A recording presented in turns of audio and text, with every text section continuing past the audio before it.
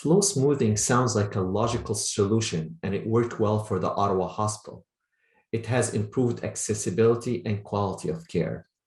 Do you have any other success stories that you can share with us given the pandemic situation and the surgical backlog? Before I give you another one, I would like to emphasize one important point. The Ottawa Hospital did it several years ago. And again, I just quoted the data that they put in public domain. It's not my data. What is important? Imagine, that's not necessarily a good example, but I don't have in mind anything better.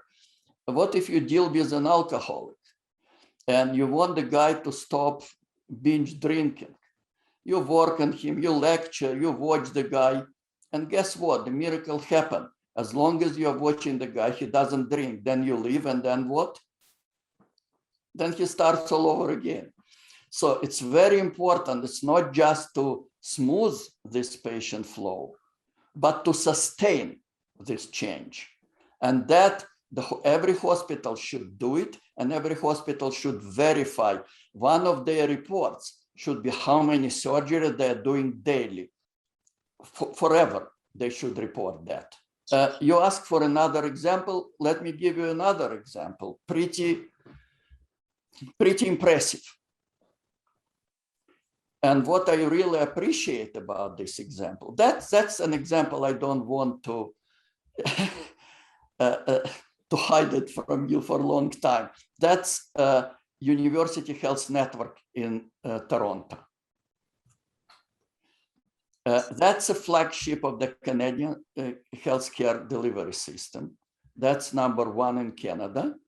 And that is #4 in the world ranked, and deserve. I spent a lot of time talking to people there, and I can witness that.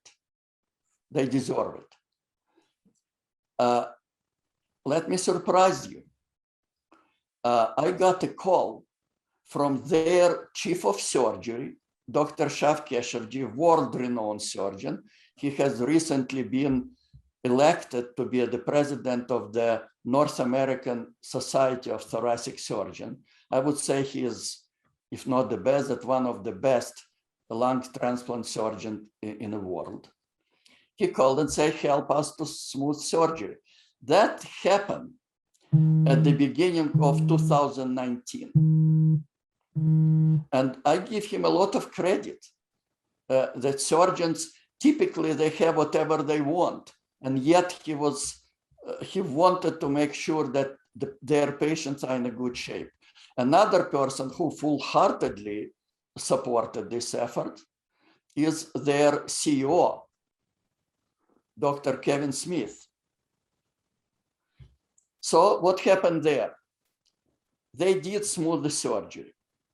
There was a CBC coverage of their project, and we published a manuscript that we should make available, JP, to the listeners.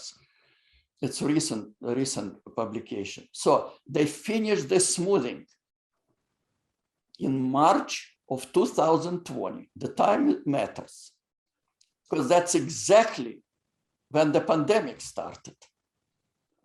And they were prepared better than any other hospital that I know in Canada to face this pandemic.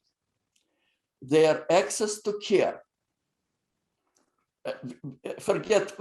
let's say pre-pandemic level of access to care, they were able to increase their throughput by 3,000 surgeries. Of course, I'm talking about the time when surgeries were not suspended. All of us know that for a while they were suspended. Speaking of suspension, what happened there, interestingly, that in that our joint project, they ranked every unscheduled surgery, every emergent and urgent surgery, and they knew how many beds and what kind of beds they would know for each type. So every day when the administration tell them, tomorrow you're going to have 5 beds for your surgical patients, they know exactly whom they can take from the top of the list or middle of the list, depending on the number of beds, to do the surgery on. They were absolutely in a better shape than any other hospital in Canada, to the best of my knowledge. I don't know all the hospitals.